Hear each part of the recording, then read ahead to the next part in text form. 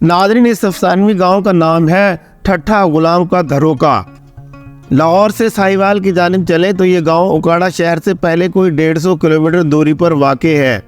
पहली नज़र में ये पंजाब का कोई आम सा गांव ही लगता है। इर्द गिर्द के दूसरे देहात की तरह यहाँ भी हर तरफ सब्जा नज़र आता है। लहलहाते खेतों के बीच कुछ कच्चे पक्के मकान भी हैं। 800 लोगों के इस कस्बे में स्कूल, डिस्पेंसरी और पीने के साफ पानी का प्लांट भी है। लेकिन आज से 30 साल पहले ठट्ठा गुलाम का नक्शा कुछ और ही था। ये सन 1982 की बात है, जब 20 साल के खलंडरे अमजद अली ने इस गांव से यूरोप जाने की ठानी। वो जर्मनी गए और वहाँ ग्राफिक डिज़ाइनिंग की डिग्री के लिए आर्ट की तालीम देने वाले इदारे लेटे फेराइन में दाखिला लिया। यहाँ उन्हें डिज़ाइन पढ़ाने वाली टीचर का नाम सैंता सेलर था। 600 तलबा के अदारे में अमजद अली वाहिद पाकिस्तानी थे और दिन रात सैंता को अपने गांव की कहानियां सुनाते नहीं थकते थे। सैंता सेलर ने अमजद की ज़बानी पाकिस्तान का इतना जिक्र सुना कि उन दिनों उन्हें ख्वाब भी पाकिस्तान के आने लगे, और वो भी उर्दू ज़बान में। आखिर थक हार कर एक दिन सैंता को कहना पड़ा, अमजद तुम मुझे सिर्फ कहानियाँ ही सुनाओगे या कभी अपने गाँव का दौरा भी कराओगे? नादरीन, सैंता सेलर के इसरार पर अमजद अली को अपना वादा निभाना पड़ा और यूँ सन 1990 की सर्दियों में सैंता अपने शोहर के साथ ठट्ठा गुलाम का पहुंची। सारी जिंदगी बर्लिन के कंक्रीट के जंगल में गुजारने वाली सैंता ने जब गांव की कुदरती खूबसूरती और सादा जिंदगी देखी तो ऐसी महव हुई जैसे कोई छोटी बच्ची परियों के देश पहुंच गई हो। गर्मियों की शामों में ठंडी हवा का चेहरे से टकराना, चिलचिलाती धूप में ट्यूबवेल में उतरकर पाँव गीले करना और दरख्त से तोड़कर मीठे रस भरे आम चूस कर खाना, ये सब सैंता को भा गया। ये लव एट फर्स्ट साइट थी। सैंता को पाकिस्तान से प्यार हो गया। नादरीन, सैंता सेलर गांव में अमजद अली के घर ही रुकी। कुछ झिझक कम हुई तो उन्होंने नए दोस्त बनाने का सोचा। बातचीत शुरू हुई तो यूं ही अमजद अली की नानी जान से पूछ बैठी कि वो उनके लिए क्या कर सकती है। शायद बुढ़िया ने परदेश से आई गोरी मैम से कुछ ज़्यादा ही उम्मीदें बांध ली थी। झट जवाब दिया कि गांव के बच्चों के लिए तालीम का मुनासिब बंदोबस्त नहीं है। दूसरा, यहाँ करीब कोई डिस्पेंसरी या अस्पताल भी नहीं है। ये दोनों इंतज़ाम होने चाहिए। बुढ़िया की बात ने सनेता को झंझोड़ कर रख दिया। नादरीन, यूरोप के तरक्की याफ्ता माशरे में आँख खोलने वाली सैंता सोचने लगी कि तालीम और सेहत जैसी आम सहूलियात जो मगरिब में हर शहरी का बुनियादी हक तस्लीम की जाती हैं, उकाड़ा के इस गाँव में किसी कम या अपने मत से कम नहीं। सैंता ने महसूस किया कि गांव वाले अपने मुस्तकबिल से मायूस होते जा रहे हैं। उन्होंने फैसला किया कि बजाय इसके कि बाहर से मदद का इंतज़ार किया जाए, क्यों ना मुकामी लोगों को खुद अपने पैरों पर खड़ा किया जाए, फिर वो जो चाहेंगे ये पा लेंगे। सैंता इस खोज में लग गई कि खेती बाड़ी के अलावा कोई ऐसा काम तलाश किया जाए जो करके ये लोग अपनी आमदनी में इजाफा कर सकें। नादरीन, सैंता सेलर इसी कश्मकश में थी कि एक दिन उन्होंने गांव की एक लड़की के हाथ में कपड़े की बुनी गुड़िया देखी। पूछा कि ये किसने बनाई है, तो औरतों ने जवाब दिया कि ये बनाना तो गांव की हर औरत जानती है। अब सैंता का अगला सवाल था कि आप तो इन खूबसूरत गुड़ियों से बहुत पैसा कमाती होगी। औरतें हंस पड़ी, बोली कैसा पैसा, ये तो बच्चों के खेलने या लड़कियों को जहेज में देने के काम आती है। बूढ़ी जर्मन ने ठान ली कि वो गाँव की औरतों से ऐसी गुड़ियाँ तैयार करवाएंगी जिन्हें शहरों में फरोख्त किया जाएगा। लेकिन पहले मर्दों से इजाज़त ली गई। जब उन्हें बताया गया कि इस तरह घर में अजाफी आमदनी आने लगेगी तो वो तैयार हो गए।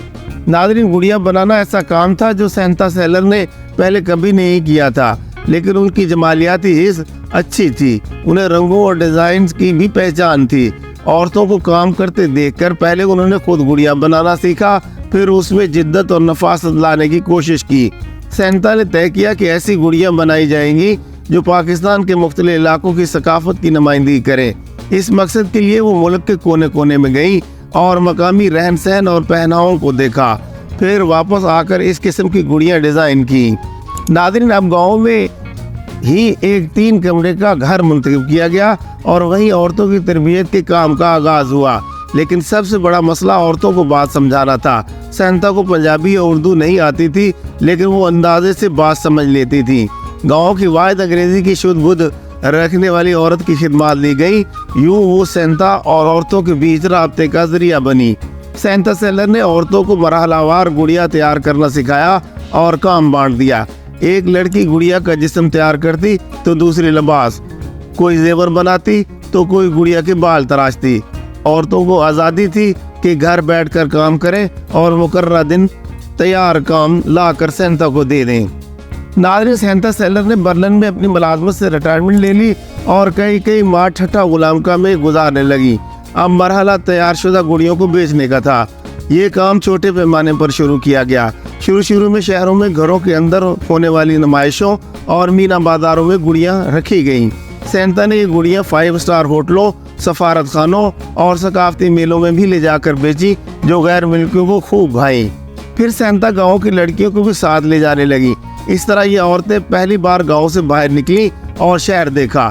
کئی نے تو زندگی میں پہلی بار ریل گاڑی دیکھی۔ ناظرین، گڑیوں کی فروخت کا سلسلہ چل نکلا تو فیصلہ کیا گیا کہ ہر 100 روپے کی سیل میں سے 30 روپے عورتوں کو اجرتوں کی صورت میں دیے جائیں گے۔ 30% سے خام مال خریدا جائے گا۔ 30% آمدنی بینک میں رکھی جائے گی تاکہ آگے چل کر اس سے خواتین کے لیے ٹریننگ سینٹر قائم کیا جا سکے، جبکہ 10% متفرق اخراجات کے لیے رکھے گئے۔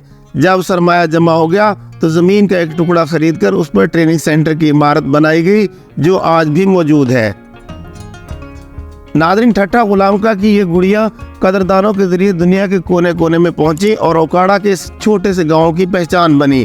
یہ عالمی ثقافتی نمائشوں اور شاپنگ فیسٹیول تک بھی پہنچی۔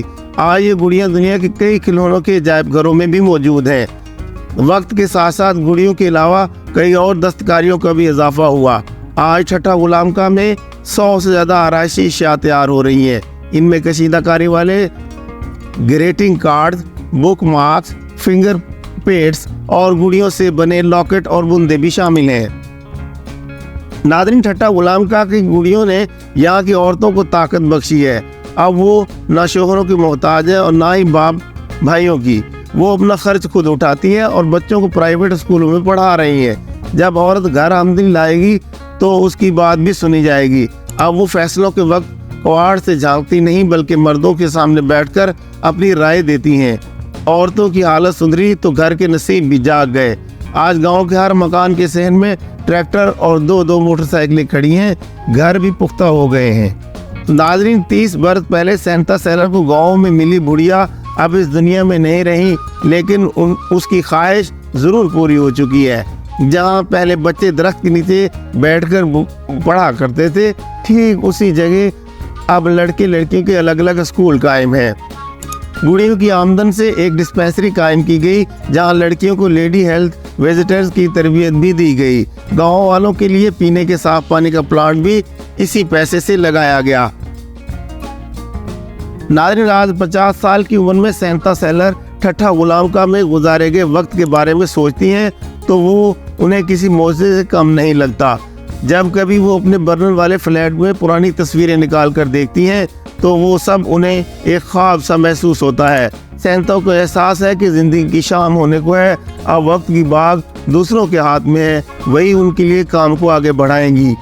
لیکن ایک آخری بار وہ پھر ٹھٹھا غلام کا جانا چاہتی ہیں، شام کی ٹھنڈی ہوا چہرے پر محسوس کرنے، ٹیوب ویل کے یخ پانی میں پیر بھگونے اور رسیلے آموں کا مزہ ایک بار اور چکھنے، اپنے امجد سے ملنے اور ان گڑیوں کو دیکھنے جو آج بھی گاؤں کی گلیوں میں ان کی راہ تکتی ہیں۔